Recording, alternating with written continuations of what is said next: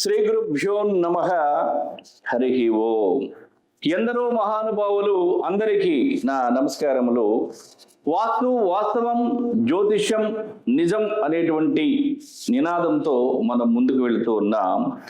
ఆ క్రమంలో ఈరోజు మనం తెలుసుకునేటువంటి అంశం ఏమిటంటే 100% వాస్తుతో 100% వాస్తు శాస్త్రంతో గృహ నిర్మాణం నేటి కాలంలో చేయవచ్చునా, లేదా 100% వాస్తు శాస్త్రంతో గృహ నిర్మాణం చేయవచ్చునా, చేయలేమా అనేటువంటి సందేహానికి సంబంధించి ఈరోజు పరిష్కార మార్గాన్ని లేదు ఆ సందేహానికి సంబంధించి నివృత్తి ఏంటనేది తెలుసుకునేటువంటి పరిస్థితి చూద్దాం.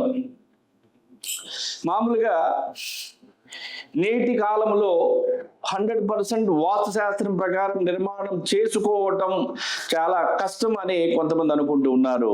కొంతమంది శాస్త్రాన్ని పాటించి నిర్మాణం చేస్తే మనకి 100% వాస్తు దోషం లేకుండా 100% వాస్తుతో నిర్మాణాలు ఉంటాయని కొంతమంది అనుకుంటుంటారు. అయితే దోషపూరితమైనటువంటి స్థలము గనక మీ దగ్గర లేకపోయినట్లయితే, ఉచ్చమైన స్థలం అంటే ఎటువంటి దోషం లేనటువంటి స్థలం గనక మీ దగ్గర ఉంటే 100% వాస్తు శాస్త్రం ప్రకారం నిర్మాణం చేసుకోవడానికి 100% అవకాశం ఉంది. అంటే ఖచ్చితంగా శాస్త్రం ప్రకారం గృహ నిర్మాణం చేసుకోవచ్చును. ఎలా అనగా,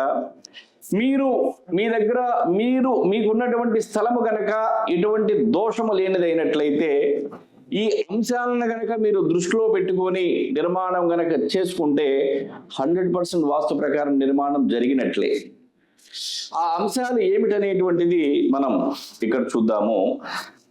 పడక గదికి సంబంధించి కానీ, బెడ్రూమ్కి సంబంధించి కానీ, వంటగదికి సంబంధించి కానీ, ల్యాండింగ్కి సంబంధించి కానీ, హాల్కి సంబంధించి కానీ, బాత్రూమ్కి సంబంధించి కానీ, స్లాబ్కి సంబంధించి కానీ, కిటికీలకు సంబంధించి కానీ, ఉచ్చ నీచ స్థానములకు సంబంధించి, అంటే ఏది ఎక్కడ ఎంత పరిమాణంలో ఏ కోణంలో పెట్టాలి అనేటువంటిది ఉచ్చ నీచ స్థానం.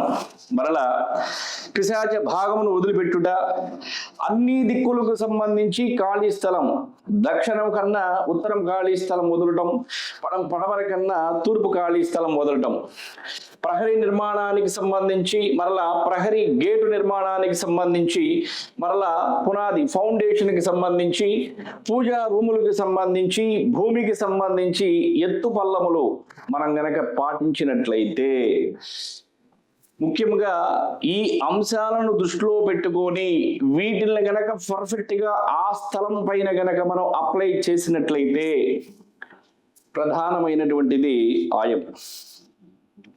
నిర్మాణాలకు సంబంధించి ఆయము కూడా మనం మెజర్మెంట్ కూడా పెట్టి నిర్మాణం చేసినట్లయితే 100% వాస్తు శాస్త్రం ప్రకారం గృహ నిర్మాణం జరిగినట్లే. కాబట్టి 100% వాస్తు శాస్త్రం ప్రకారం గృహ నిర్మాణం చేయలేము అని సంకోచానికి మీరు రావాల్సిన పని కూడా లేదు. శాస్త్రాన్ని పాటిస్తే 100% వాస్తు శాస్త్రం ప్రకారం గృహ నిర్మాణం జరిగినట్లే. సో మీకు దానికి సంబంధించి కనుక ఏదైనా సందేహాలు కనుక ఉంటే కింద కనిపిస్తున్నటువంటి వాట్సాప్ నెంబర్కి వాట్సాప్ చేయండి. దయచేసి కాల్స్ చేయవద్దు. సర్వే జన సుఖినో భవంతు. నమస్కారం.